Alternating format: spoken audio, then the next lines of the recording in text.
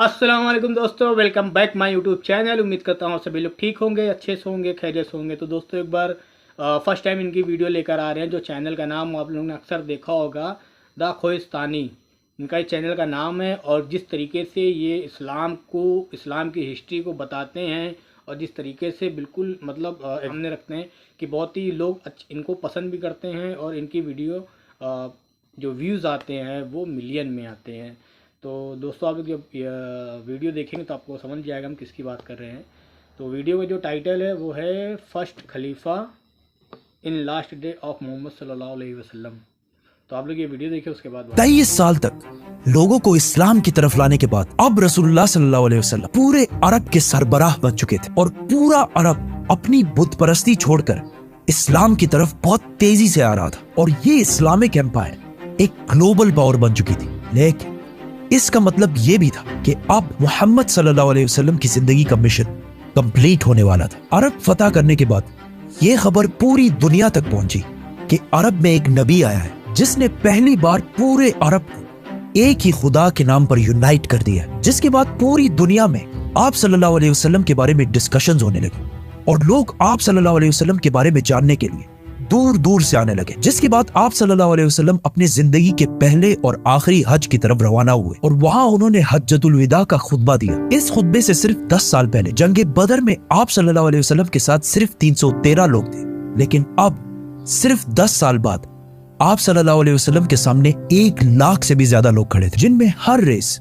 White, brown, black सब खड़े थे। और वहां आप सल्लल्लाहु अलैहि वसल्लम ने दुनिया में सबसे पहले रेसिज्म को खत्म करने का हुक्म दिया और कहा कि किसी व्हाइट को किसी ब्लैक और किसी अरबी को किसी अजमी पर कोई फोकियत नहीं। और औरतों के हुकूक पर भी बात की। आप सल्लल्लाहु अलैहि वसल्लम ने उस दिन जो बातें की उनमें से कुछ आज भी यूएन चार्टर का हिस्सा है। इस खुतबे के आखिर में वहां खड़े सारे लोगों ने गवाही दी कि आप सल्लल्लाहु अलैहि वसल्लम ने दुनिया के आखिरी पैगंबर होने का हक अदा कर दिया है। हज करने के बाद आप सल्लल्लाहु अलैहि वसल्लम मक्का से मदीना की तरफ रवाना हुए। रास्ते में आप सल्लल्लाहु अलैहि वसल्लम ने मुसलमानों के इस पूरे काफिले को गदीर खुम का मशहूर खुतबा दिया, जिसमें हजारों मुसलमानों के सामने आप सल्लल्लाहु अलैहि वसल्लम ने फरमाया कि जिसका मौला मैं हूं उसका मौला अली है। इससे पहले गज़वा तबूक के मौके पर आप सल्लल्लाहु अलैहि वसल्लम हजरत अली रज़ियल्लाहु ताला अन्हु को अपनी जगह मदीना का लीडर बनाकर भी गए थे और आप सल्लल्लाहु अलैहि वसल्लम ने फरमाया था, अली की निस्बत मेरे साथ ऐसी ही है जैसे हारून अलैहिस्सलाम की मूसा अलैहिस्सलाम के साथ थी, लेकिन मेरे बाद कोई नबी नहीं आएगा। आप सल्लल्लाहु अलैहि वसल्लम ने वापस मदीना आकर एक फौज रोमन एम्पायर से जंग के लिए दोबारा तैयार की ताकि वो जंग मुता में शहीद होने वाले मुसलमानों का बदला ले सके। और इस फौज का लीडर जैद बिन हारिसा के बेटे उसामा को बनाया, क्योंकि उनके वालिद जैद बिन हारिसा जंग मुता में मुसलमानों के कमांडर थे और फिर उसी जंग में शहीद भी हुए थे। लेकिन अचानक एक दिन आप सल्लल्लाहु अलैहि वसल्लम की बीमारी शुरू हुई और आहिस्ता आहिस्ता ये बीमारी बढ़ती गई, जिसके बाद ये फौज आगे बढ़ने से रुक गई। बहुत सख्त बीमारी के बाद भी आप सल्लल्लाहु अलैहि वसल्लम मस्जिद नबवी में मुसलमानों को नमाज की इमामत कराते रहे, लेकिन आखिरी दिनों में आप सल्लल्लाहु अलैहि वसल्लम नमाज की इमामत भी ना कर सके और अबू बकर रज़ियल्लाहु ताला अन्हु को अपनी जगह नमाज पढ़ाने का हुक्म दिया। अपने आखिरी दिन आप सल्लल्लाहु अलैहि वसल्लम ने हजरत आयशा रज़ियल्लाहु ताला अन्हा के हुजरे में गुजारे, जो मस्जिद नबवी के बिल्कुल अटैच एक कमरा था। लेकिन इसके बाद आप सल्लल्लाहु अलैहि वसल्लम की बीमारी बढ़ती गई और अचानक एक दिन हजरत आयशा रज़ियल्लाहु ताला अन्हा के घर से आवाज आई कि आप सल्लल्लाहु अलैहि वसल्लम इस दुनिया से रहलत फरमा चुके हैं, जिस पर मदीना के लोग हैरान हो गए कि ये कैसे हो सकता है, क्योंकि उस वक्त आप सल्लल्लाहु अलैहि वसल्लम की उम्र सिर्फ 61 साल थी आज कल के कैलेंडर के मुताबिक, और इस्लामिक कैलेंडर के मुताबिक उनकी एज 63 साल थी। आहिस्ता आहिस्ता ये खबर पूरे मदीना में फैलती गई और मदीना के लोग जोर जोर से रोने लगे, जिस पर हजरत उमर रज़ियल्लाहु ताला अन्हु को गुस्सा आया और उन्होंने अपनी तलवार निकाली और कहा कि जो भी कहेगा कि रसूलुल्लाह सल्लल्लाहु अलैहि वसल्लम जिंदा नहीं है तो मैं उसका सर कलम कर दूंगा। वो हजरत मूसा अलैहिस्सलाम की तरह कुछ अरसे के लिए गए हैं और फिर वापस आ जाएंगे, क्योंकि फिरौन की गुलामी से आजाद होने के बाद जब बनी इसराइल डेजर्ट में 40 साल तक फिर रहे थे, हजरत मूसा अलैहिस्सलाम अपनी उम्मत को छोड़कर 40 दिन तक कोहे तूर पर अल्लाह से बात करने के लिए गए थे। जिसके बाद उनकी उम्मत बनी इसराइल ने यह सोचा था कि हजरत मूसा अलैहिस्सलाम वफात पा चुके हैं, लेकिन असल में मूसा अलैहिस्सलाम जिंदा थे और 40 दिन के बाद वापस आ गए थे। इसीलिए हजरत उमर रज़ियल्लाहु ताला अन्हु ने भी यही कहा कि रसूलुल्लाह सल्लल्लाहु अलैहि वसल्लम अल्लाह से मिलने के बाद वापस आ जाएंगे। और ये वो इसलिए कह रहे थे क्योंकि रसूलुल्लाह सल्लल्लाहु अलैहि वसल्लम हमेशा कहा करते थे कि एक दिन हम मुसलमान रोमन और पर्शियन एम्पायर दोनों को फतह करेंगे और मुसलमान दुनिया की सबसे ताकतवर कौम बनेगी। तो अब ये कैसे हो सकता था कि ये सब हुए बगैर आप सल्लल्लाहु अलैहि वसल्लम मुसलमानों को छोड़कर चले जाए? लेकिन हजरत उमर रज़ियल्लाहु अन्हु को इस बात का पता नहीं था कि एक दिन अल्लाह उन्हीं के हाथों ये सारे इलाके फतह करेगा। हजरत उमर रज़ियल्लाहु अन्हु तलवार लेकर मस्जिद नबी में खड़े रहे, जबकि अबू बकर रज़ियल्लाहु अन्हु जो रसूलुल्लाह सल्लल्लाहु अलैहि वसल्लम के सबसे क्लोज दोस्त थे, वो अपनी बेटी हजरत आयशा रज़ियल्लाहु अन्हा के हुजरे में आप सल्लल्लाहु अलैहि वसल्लम के पास गए, उनके माथे पर बोसा दिया। हजरत उमर रज़ियल्लाहु अन्हु अब भी तलवार लेकर खड़े थे और लोगों को आप सल्लल्लाहु अलैहि वसल्लम की वफात के बारे में बोलने से रोक रहे थे। लेकिन हजरत अबू बकर रज़ियल्लाहु अन्हु रसूलुल्लाह सल्लल्लाहु अलैहि वसल्लम के मिंबर पर चढ़े और कहा, उमर बैठ जाओ। लेकिन हजरत उमर फिर भी खड़े रहे। तो हजरत अबू बकर रज़ियल्लाहु अन्हु ने सबसे कहा कि उमर को छोड़ दो और फिर अपनी जिंदगी की सबसे अहम स्पीच शुरू की। हजरत अबू बकर रज़ियल्लाहु अन्हु के बारे में सबको पता था कि जब भी आप सल्लल्लाहु अलैहि वसल्लम कोई बात करते थे तो सबसे पहले रोने वाले अबू बकर रज़ियल्लाहु अन्हु होते थे। लेकिन जिस दिन सारा मदीना जोर जोर से रो रहा था, उस दिन अबू बकर रज़ियल्लाहु अन्हु ने अपने गम को कंट्रोल किया, क्योंकि उन्हें पता था कि आज ये सिर्फ रोने का दिन नहीं है, बल्कि रसूलुल्लाह सल्लल्लाहु अलैहि वसल्लम के मिशन को आगे बढ़ाने का दिन है। तो वो रसूलुल्लाह सल्लल्लाहु अलैहि वसल्लम के मिंबर पर खड़े हुए और सब मुसलमानों को मुखातिब करते हुए कहा, ऐ मुसलमानों, तुम में से जो मोहम्मद की इबादत करता था वो जान ले कि मोहम्मद वफात पा चुके हैं, और तुम में से जो अल्लाह की इबादत करता था वो जान ले कि अल्लाह जिंदा है और उसे कभी मौत नहीं आएगी। जिसके बाद उन्होंने कुरान की वो आयत सुनाई जो जंगे ओहद के बाद नाजिल हुई थी, कि जब जंगे ओहद में मुसलमान बहुत सख्त टाइम से गुजर रहे थे, कुछ दुश्मनों ने मसअब बिन उमैर रज़ियल्लाहु अन्हु को शहीद कर दिया। जिसके बाद जंग के दरमियान ही मुसलमानों में यह अफवाह फैल गई कि रसूलुल्लाह सल्लल्लाहु अलैहि वसल्लम को शहीद कर दिया गया, क्योंकि मसअब बिन उमैर रज़ियल्लाहु अन्हु की सूरत रसूलुल्लाह सल्लल्लाहु अलैहि वसल्लम से बहुत मिलती जुलती थी। ये जंगे ओहद हिजरत के 3 साल बाद हुई थी, और इन 3 सालों में भी मुसलमान आप सल्लल्लाहु अलैहि वसल्लम से इतने अटैच हो गए थे कि उनकी शहादत की खबर सुनते ही मुसलमानों का सारा हौसला टूट गया, और कुछ सहाबा तो जंग के दरमियान ही बैठकर रोने लगे और मुसलमान बिल्कुल जंग छोड़ने के करीब आ गए। जिसके बाद अल्लाह ने कुरान में फरमाया था कि मोहम्मद तो सिर्फ एक रसूल है, जिनसे पहले और भी रसूल गुजर चुके हैं, तो अगर मोहम्मद वफात हो जाए और या उन्हें शहीद कर दिया जाए तो क्या तुम इस्लाम से पीछे हट जाओगे?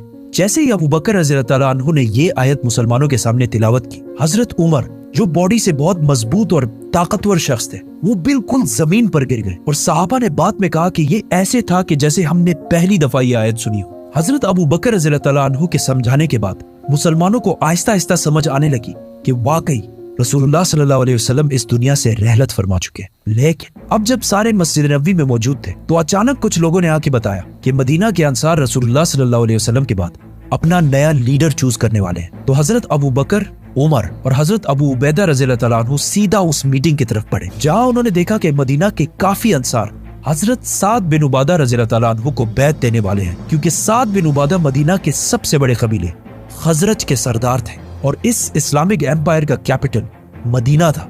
तो इसीलिए लोग नेचुरली उन्हीं को नेक्स्ट लीडर समझ रहे थे। लेकिन अचानक हजरत अबू बकर और उमर वहां पहुंचे और वहां सारों को समझाने की कोशिश की कि ये अब वही पुरानी मदीना की छोटी सी हुकूमत नहीं रही, बल्कि ये अब पूरे अरब की हुकूमत है, और अरब कुरैश के अलावा किसी को भी अपना लीडर नहीं मानेंगे, क्योंकि कुरैश अरब के सबसे इंपॉर्टेंट शहर मक्का के रहने वाले लोग थे, जिनकी पूरा अरब बहुत इज्जत किया करता था, क्योंकि मक्का में अरब की सबसे होली साइट काबा है। और बहुत साल पहले अब्रहा के 60,000 के लश्कर को एक मिरेकल से हराने के बाद उनकी अरब में बहुत इज्जत बच चुकी थी, और अब मोहम्मद सल्लल्लाहु अलैहि वसल्लम भी इसी कुरैश कबीले में से थे, विच मींस अब कुरैश ही अरब को यूनाइट रख सकता था। और वहां खड़े सारे लोगों ने इनकी बात से एग्री भी किया, जिसके बाद लोगों ने साद बिन उबादा रज़ियल्लाहु अन्हु को बैत देना छोड़ दी। लेकिन ये बहस फिर भी जारी रही कि कौन आप सल्लल्लाहु अलैहि वसल्लम के बाद इस इतनी बड़ी एम्पायर को संभालेगा। आखिर हजरत अबू बकर रज़ियल्लाहु अन्हु ने उन्हें कहा कि हमें उमर या अबू उबैदा में से एक को अपना खलीफा चूज कर लेना चाहिए। लेकिन उमर रज़ियल्लाहु अन्हु ने हजरत अबू बकर के हाथ पर बैत कर ली और कहा, आपसे बेहतर इस पोस्ट के लिए कोई भी नहीं है, और उन्हीं को खलीफा डिक्लेयर कर दिया। अब तक इस महफिल में जितने भी नाम लिए गए, उन सारों में से किसी पर भी इत्तेफाक नहीं हो रहा था। जैसे ही हजरत उमर ने अबू बकर रज़ियल्लाहु अन्हु का नाम लिया, वहां सारे ही इस बात पर राजी हुए और सब ने हजरत अबू बकर रज़ियल्लाहु अन्हु के हाथ पर बैत कर ली। और इस तरह कुछ ही टाइम में इस इतनी बड़ी एम्पायर का खलीफा मुसलमानों के दरमियान मशवरे से सेलेक्ट कर लिया गया। जबकि बाकी सारे एम्पायर्स में हमेशा बहुत खून खराबे के बाद ये फैसला होता था। और आखिर हजरत अबू बकर रज़ियल्लाहु ताला 59 ईयर्स की एज में खलीफा बने। लेकिन इस सारे मीटिंग में एक शख्सियत मौजूद नहीं थी, हजरत अली रज़ियल्लाहु ताला अन्हु, क्योंकि वो आप सल्लल्लाहु अलैहि वसल्लम की तदफीन में मसरूफ थे। जब हजरत अली रज़ियल्लाहु ताला अन्हु को इस मीटिंग का पता चला तो उन्होंने हजरत अबू बकर रज़ियल्लाहु ताला अन्हु के हाथ पर बैत नहीं की, इस बात पर कि ये इतना बड़ा फैसला रसूलुल्लाह सल्लल्लाहु अलैहि वसल्लम के खानदान की गैर मौजूदगी में क्यों कर लिया गया। जिसके कुछ अरसे बाद अबू सुफियान रज़ियल्लाहु ताला अन्हु, जो अभी कुछ ही अरसा पहले मुसलमान हुए थे, उन्होंने हजरत अली के पास आकर कहा कि अबू बकर रज़ियल्लाहु ताला अन्हु कुरैश के बहुत कमजोर कबीले से, अगर आप कहें तो मैं उनके खिलाफ एक फौज जमा कर देता हूँ। लेकिन हजरत अली ने उनको ऐसा करने से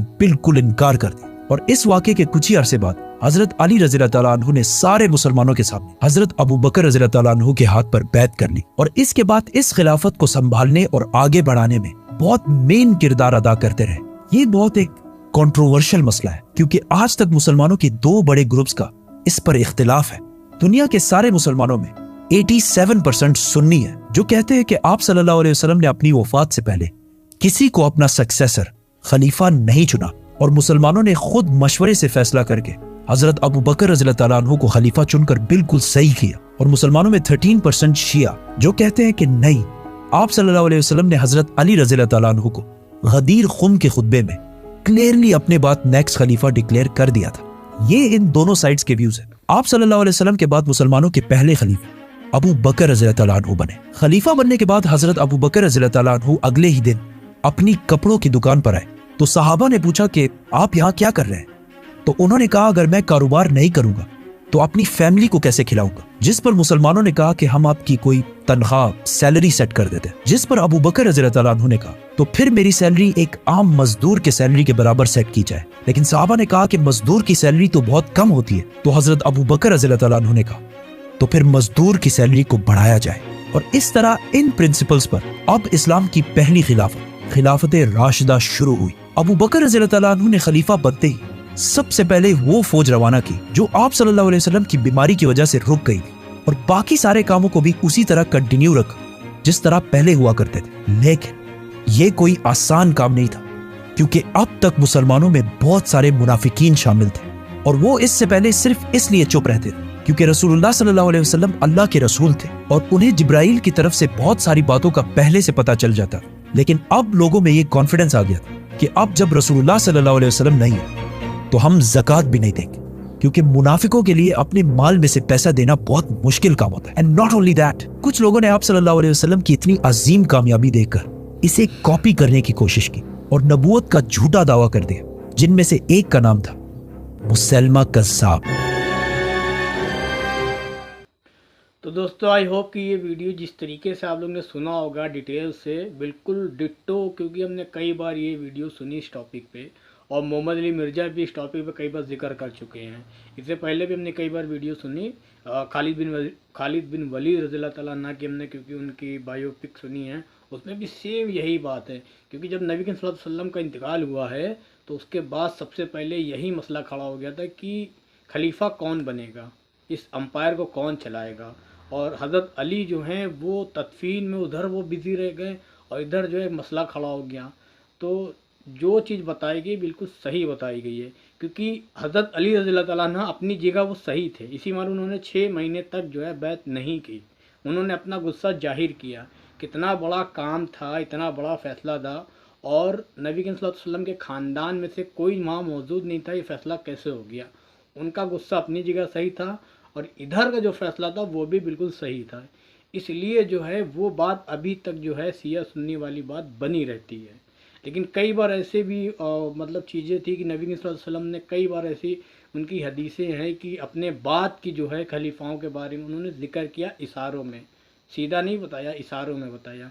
हम नहीं रहेंगे तो अबू बकर रहेंगे, अबू बकर नहीं रहेंगे तो उमर रहेंगे, उमर नहीं रहेंगे तो उस्मान रहेंगे, उस्मान नहीं रहेंगे तो अली रहेंगे। उन्होंने लाइन से कई बार ऐसी चीज़ें बताई हैं, लेकिन जिन कंट्रोवर्सी वाली बातें यहाँ पे होती हैं, लेकिन रियलिटी यही है कि जो बताया गया वही सही था।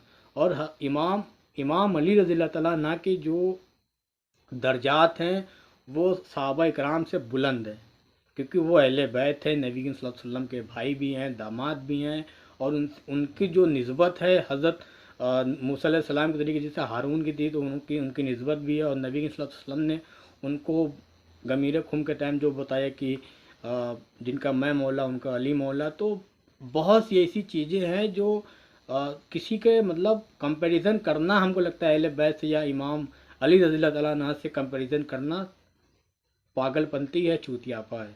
रियलिटी ये है, क्योंकि भैया वो अगर वहाँ पे हैं तो सहाबा यहाँ पर है, उनका कोई बराबरी नहीं, कोई सानी नहीं है। तो आई होप कि दोस्तों आपको ये वीडियो अच्छी लगी हो, और आप लोग ने तो चैनल को जरूर सब्सक्राइब कर लेना। ऐसे ही वीडियो दूसरों तक शेयर करिए, क्योंकि इस्लाम की नॉलेज बहुत इंपॉर्टेंट है। तो मिलते हैं नेक्स्ट वीडियो में, तो तक के लिए बाय एंड टेक केयर।